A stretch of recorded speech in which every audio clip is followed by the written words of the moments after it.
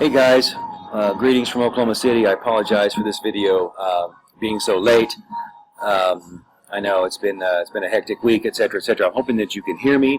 We're going to talk a little bit about the performance review memo that's coming up. Please know that I am working as quickly as I possibly can on grading your two-component reports were submitted last night.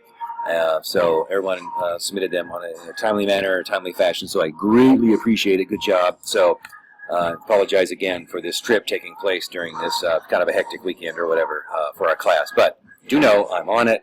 I'm working as quickly as I possibly can. Sorry guys, I'm a little exhausted.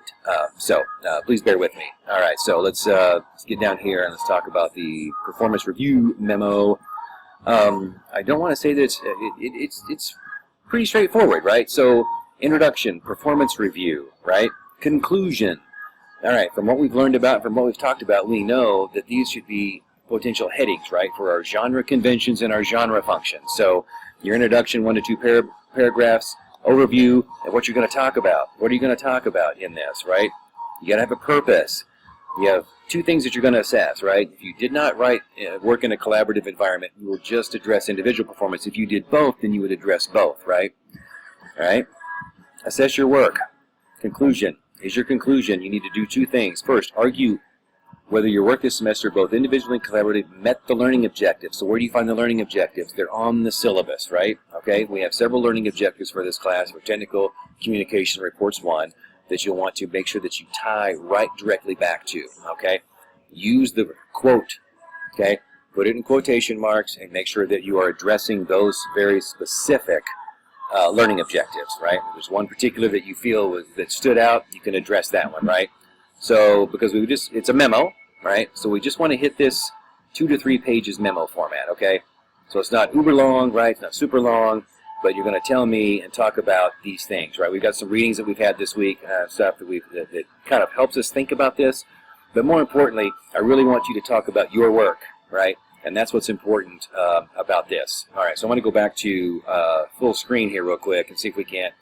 All right, so here's what I want you to know.